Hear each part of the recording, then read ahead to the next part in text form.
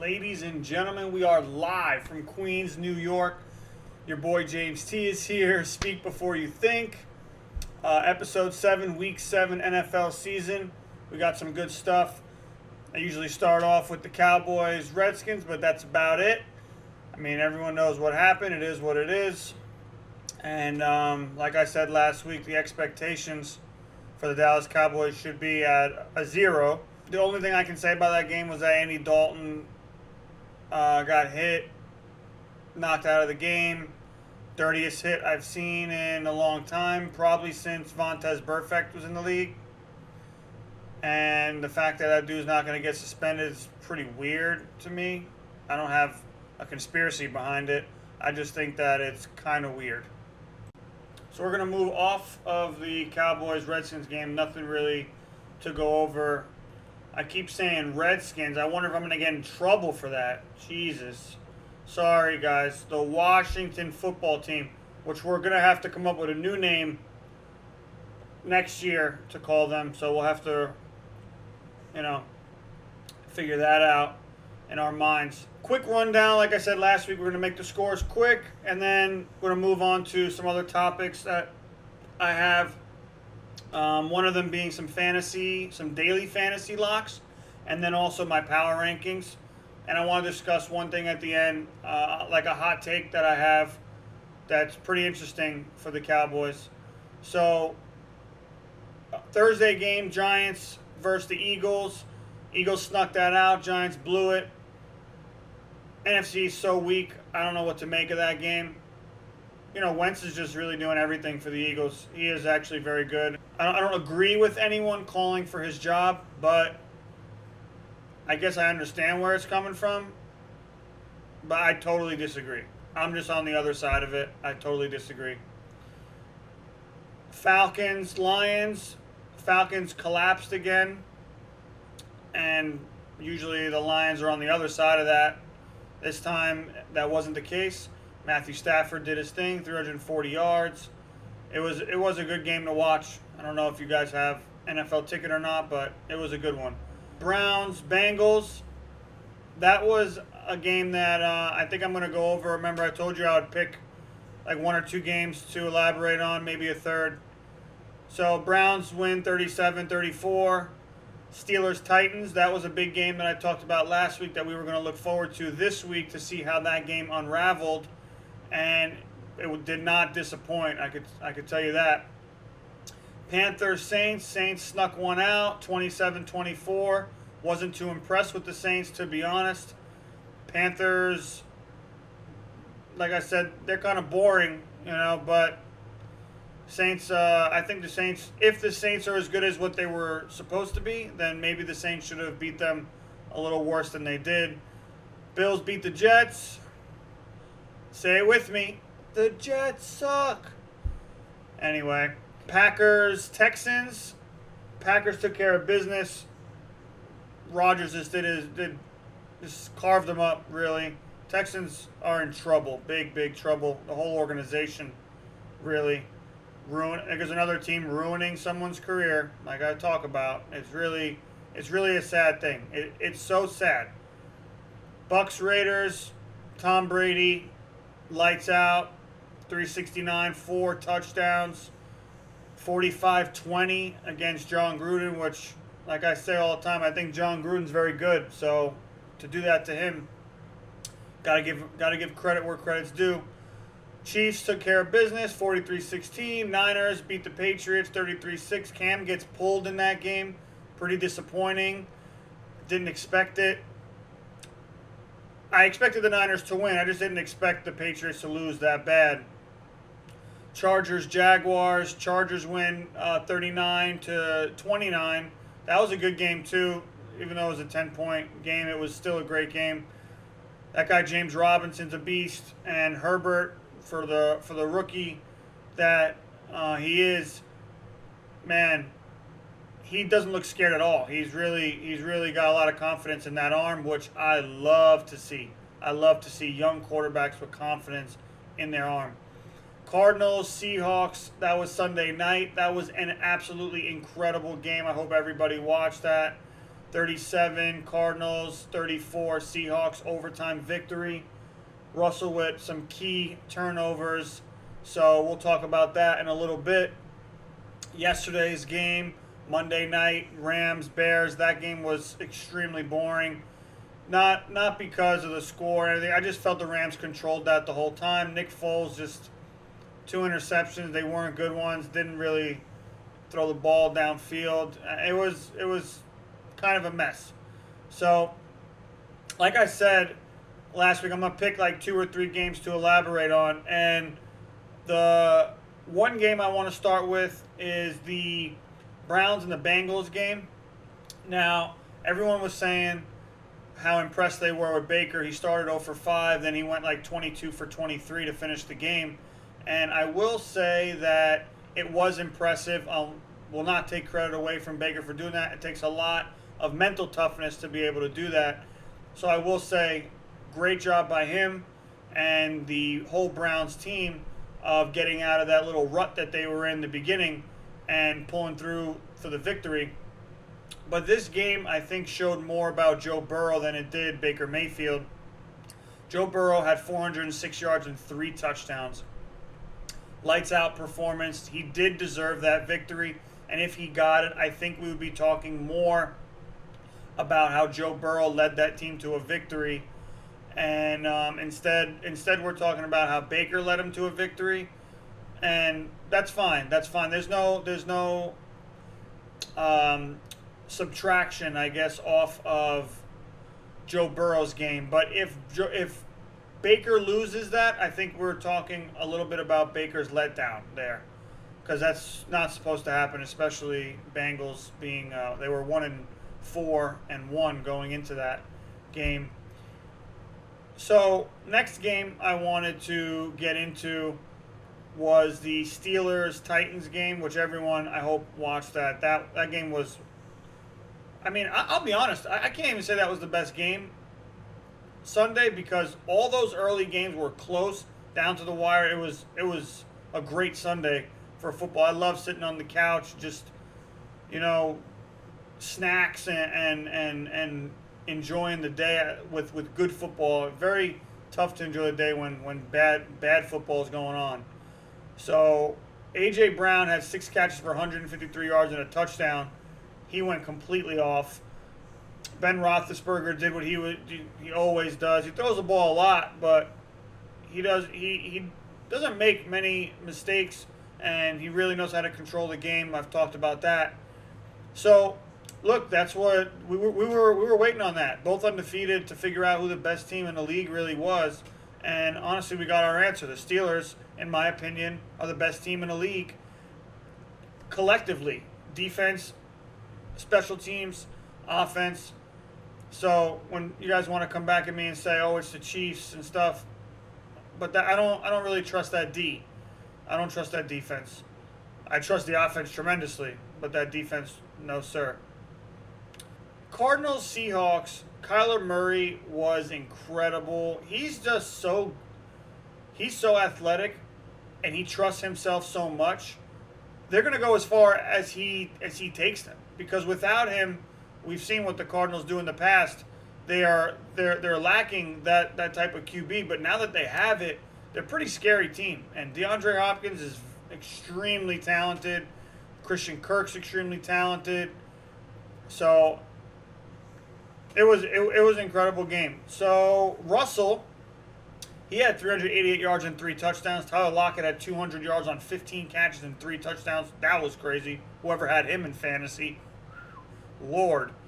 So those interceptions thrown by Russell, I'm gonna chalk them up to him having to do too much, which I've said in the past, and I think that's going to be the demise of the Seahawks, is the reliance on Russell Wilson so much, where when he gives you his all and he's finally maybe gassed or needs that break and he makes a mistake, that mistake can cost them 3 or 7 points. And that's what happened this week. They need to figure out that defense. They need to maybe make a trade.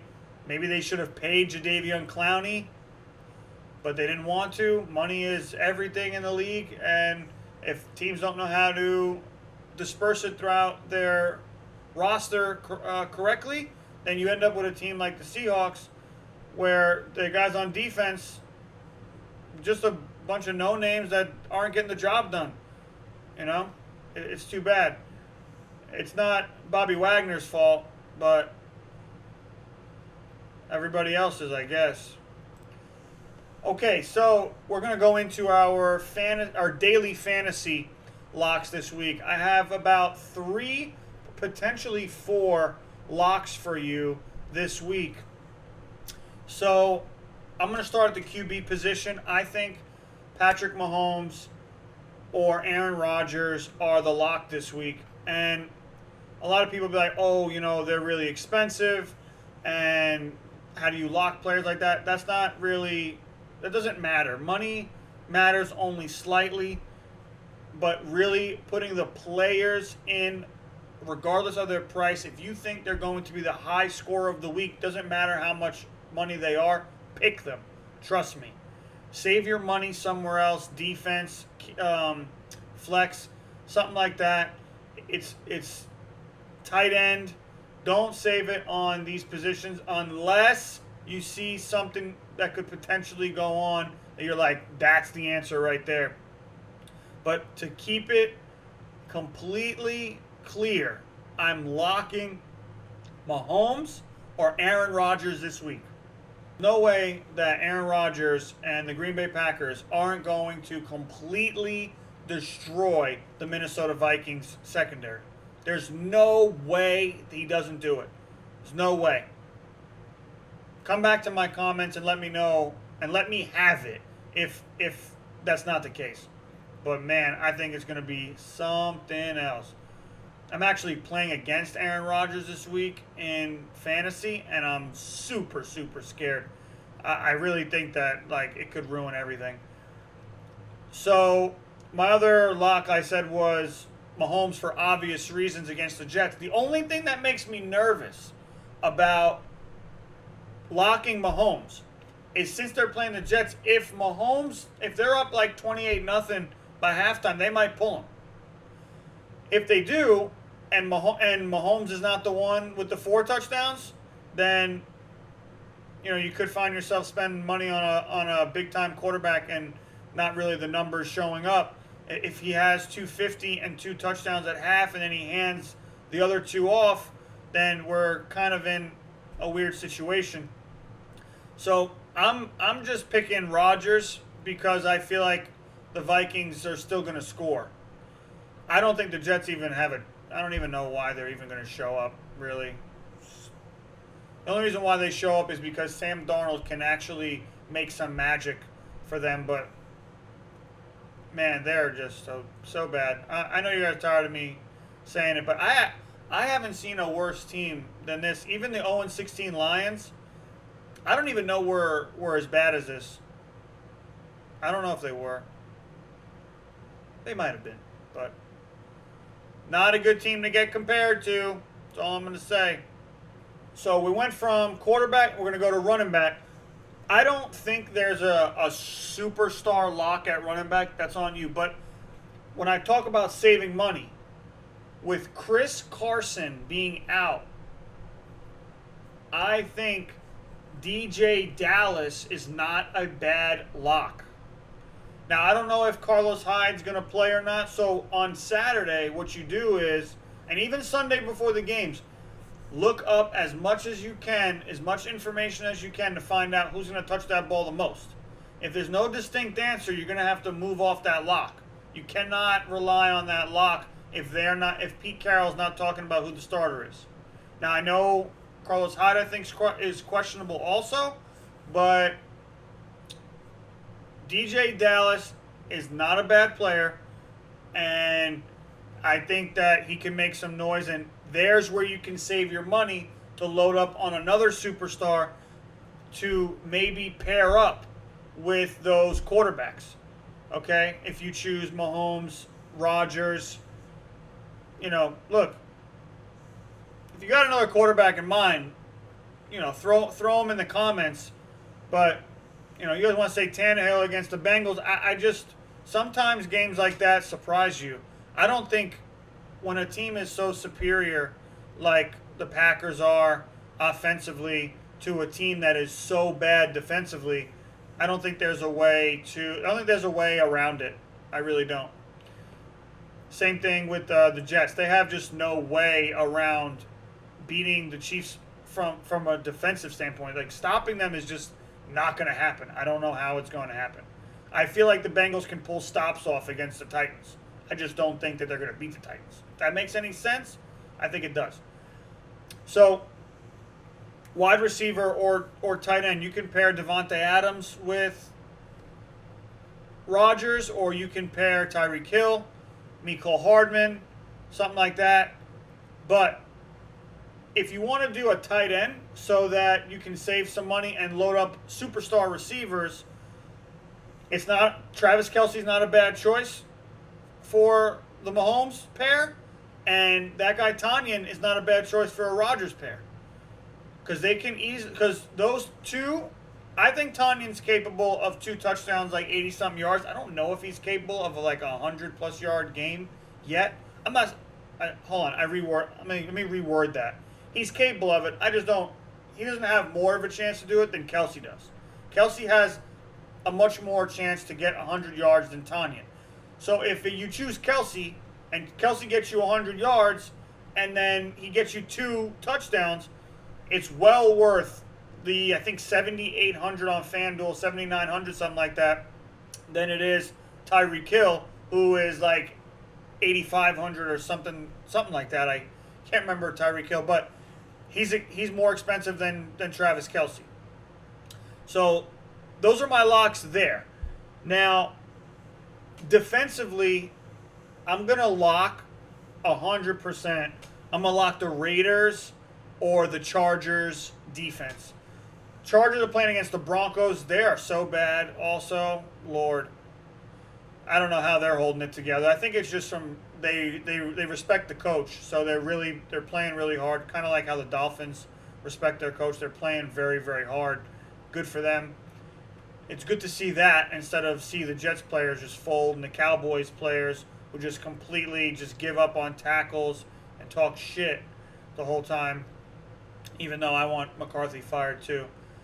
So those are my locks. I think that if you play with those players that I named and lock and move things around a little bit, I think you can win yourself some money this week. Not telling you you're going to win first place, okay? Calm down. Maybe one day you will. I don't know.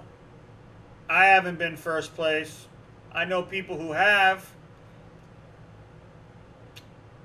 Crazy world, man. The betting world is amazing. I'll be honest. I'll be honest. We can't do certain bets in New York, but we can do FanDuel and DraftKings, the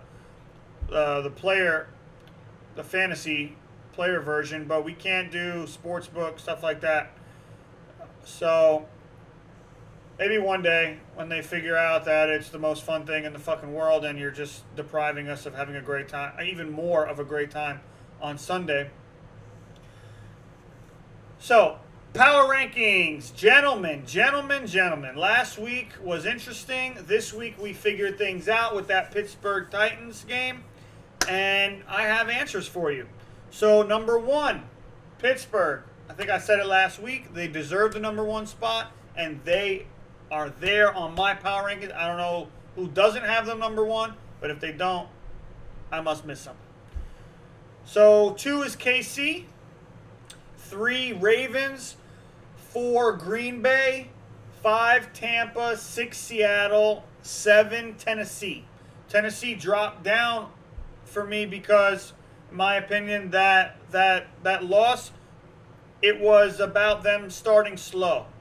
And if they would start it fast, like they should, like great teams do, then they might have won that game. But since the Steelers did what great teams are supposed to do, which is come out the right way, I reward them for doing what they were supposed to do. Now, KC deserves to be number 2 for obvious reasons. Ravens, obvious reasons. Green Bay, obvious reasons. Tampa. Now, I moved Tampa up, I think, 2 spots. Last week I had them at 7. I have them at 5 this week. Brady looks incredible. Might be creeping up that MVP ladder, if not there already. And that defense, the team all around is a great team. They are a Super Bowl caliber team. I said this in week 1 or week 2 in one of my videos that it was going to take them time, but we're almost halfway through the year. One more week, we are officially halfway through the NFL season.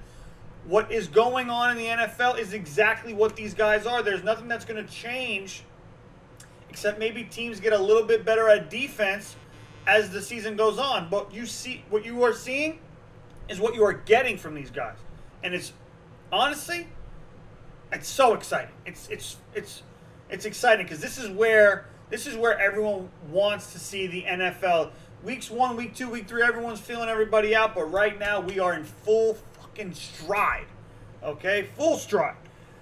Seattle got knocked down a few spots because you just can't lose to the Cardinals like that.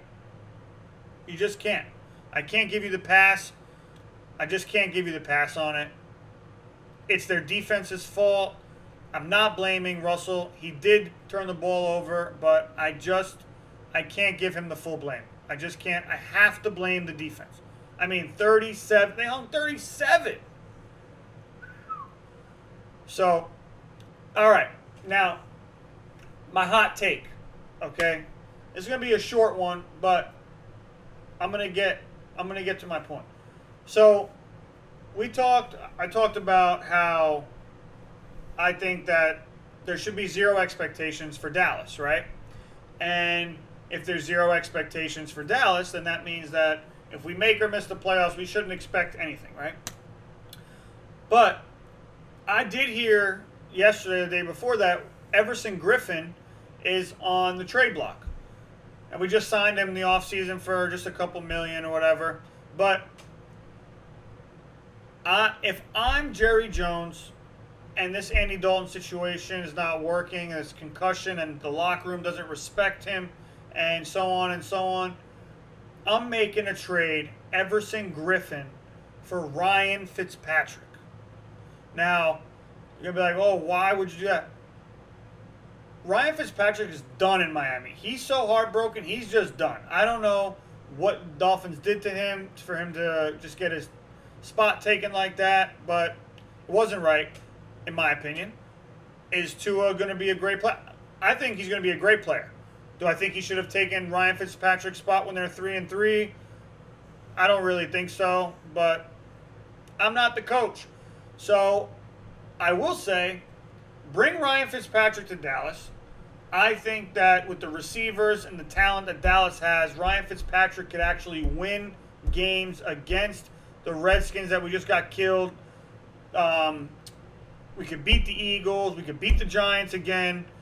I think that it's something that Jerry Jones should really look into because we deserve the opportunity to make the playoffs, whether we're going to lose in the first round or not. We have enough talent to get there. And if we don't, I think that the demoralization, if that's even a word, is going to carry into next season. How demoralized these guys will be from being underachievers. So, look, it's one or the other. It's save Mike McCarthy's job with Ryan Fitzpatrick or bring Romo down from the booth or fire Mike McCarthy and give these players the energy that they deserve. That's just my thought. That's my hot take. I would do it. I don't see how it would hurt the team. We are losing Everson Griffin, who's not doing shit anyway. $2 million. Ryan Fitzpatrick comes in. You cut him next year anyway. You get Dak back. Life becomes good again. That's just my theory. All right. Listen, guys, that was a good video today. So, thank you again for stopping by. Speak before you think. It's your boy James T. Like, subscribe, comment, talk to me, DM me. Follow my Instagram account, Speak Before You Think. I got a Twitter. Listen, much love, everybody. Keep the families, loved ones close. Tell them you love them. Peace out. Have a good night.